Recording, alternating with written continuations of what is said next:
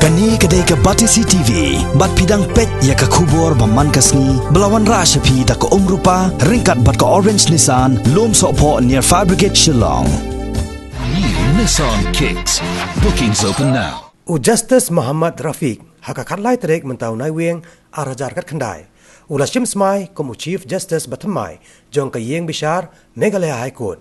Yau Justice Rafiq Muhammad lapan bam smai daulat kejela ke Meghalaya utatha gata roy ha kejelang ke balalong Haraj Bhavan Shillong ringkat kejing sakhilang Menteri Rangba kejela Konrad Kongkal Sangma ki Menteri Sarkar Justice Hamarsan Thankhiu ki Head Officer ke yeng bishar Meghalaya High Court bat ki Head Officer ke Sarkar Jela. Justice Rafiq Muhammad ulashimti yakin kam hadian ba Chief Justice AK Mittal ubalong Chief Justice Barim ke Jela Meghalaya ulasak penkerja no kom Chief Justice jong ke yeng bishar Madhya Pradesh High Court. Ya Justice Rafiq Muhammad laka kasnong churu ha Rajasthan bat ularung sa kajing puli ya kaan ha usnam kat kandai spa proposal. Bat ulatrei kom muktiar jong ke yeng bishar Rajasthan High Court nadu usnam kat kandai spa kandai hadu usnam arajar henrio. Hadian kene ula syathong kom unang bishar ke yeng bishar Rajasthan High Court bat shimtiru kom acting Chief Justice ke yeng bishar jong ke Rajasthan High Court la RCN kanthi. Ha ke jekran bat kinong patai kubor hadian balawai ke jing pensmai Justice Rafiq Muhammad ulaong baka thong jong menta kalong ban bishar benia halor ki mukaddama ki basateng la palat sansnam hakni ke jela.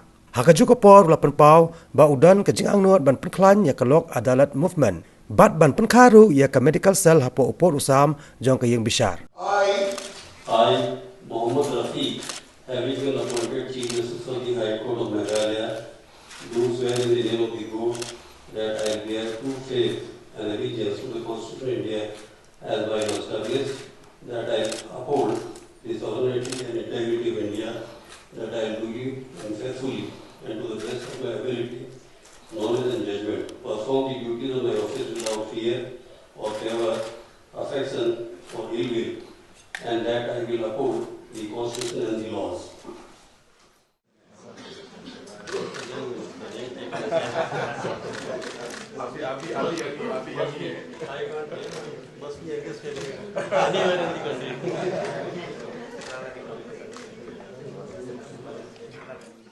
Because I am told there are more than 2,500 cases in subordinate courts of the state which are older than 5 years. Then I'll strengthen the computerization work of the High Court and subordinate courts.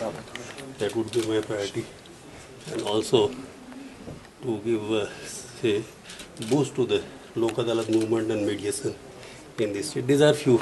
The rest thing, when I have seen all the papers and been made aware of all the things, then I'll let you know. Right. As of now, these are the broad ideas which I have.